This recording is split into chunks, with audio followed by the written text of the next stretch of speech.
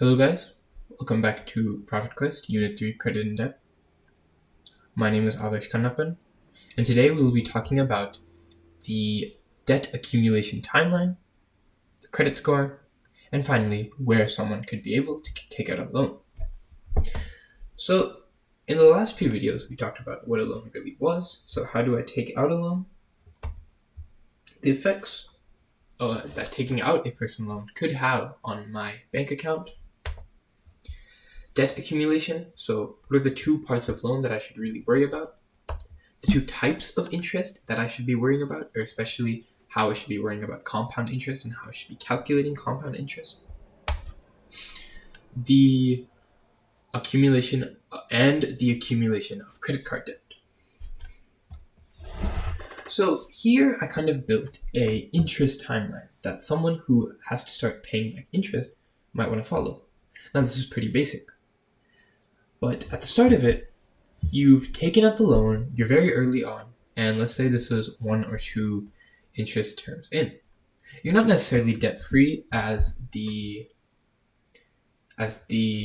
image suggests, but you have very little debt. So you can easily pay this debt back, and you're going to want to start early.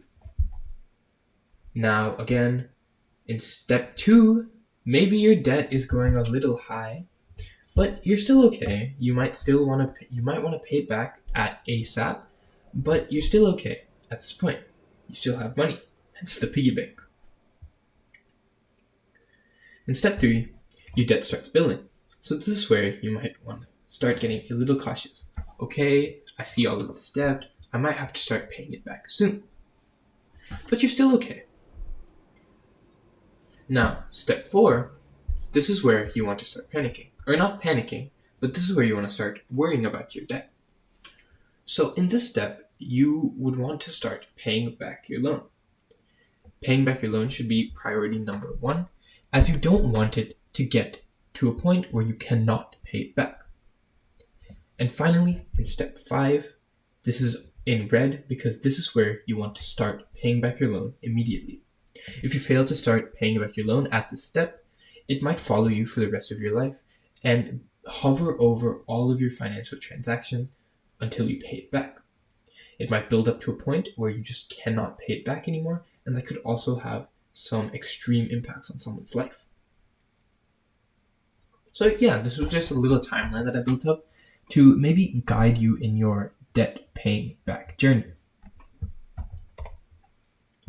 So I know I've talked a lot about the credit score, but what actually is a credit score? Well, like I said before, a credit score is a rating of how well a lender, usually a bank, can trust you. So these credit scores can range from like 500 to 800. They can go higher and lower than those numbers, obviously. But if you have a low credit score, that indicates that a lender shouldn't trust you as much as someone that has a higher credit score. So how does it change? Credit scores can change due to many factors. If you fail to pay back debt within a certain deadline, that could decrease your credit score. If you open too many accounts in a bank, that could decrease your credit score. If you pay your debts at a reasonable rate, that could increase your credit score. And why should you care about your credit score? Without a certain credit score, certain lenders, such as banks, will not really approve you taking loans, so you won't be able to take a loan. And this can become especially important when you need that short-term inflow of money. Additionally, you could get security and fraud protections, and even earn rewards over your purchases.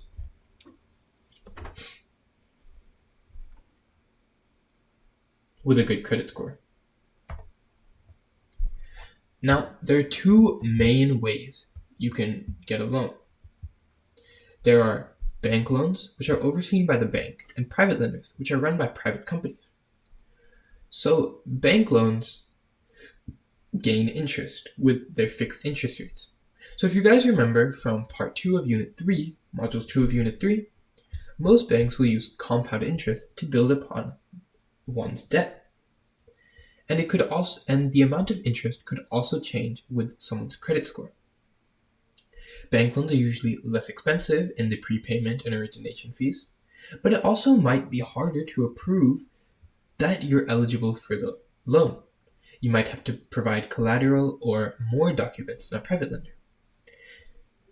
Private lenders also gain interest. They might have different interest rates than the fixed interest rates that banks have, and they also usually run with compound interest. But private lenders' interests are usually more dynamic than bank interests, meaning that you could have to pay different interest rates depending on who you are when you apply for the loan, how much you're applying for, whereas banks have fixed interest rates, means they never change. Usually the origination fees and prepayment fees sent out by private lenders are much more expensive than bank loans.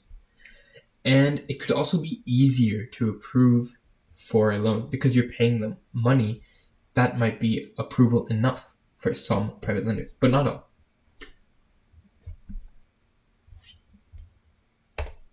Thank you.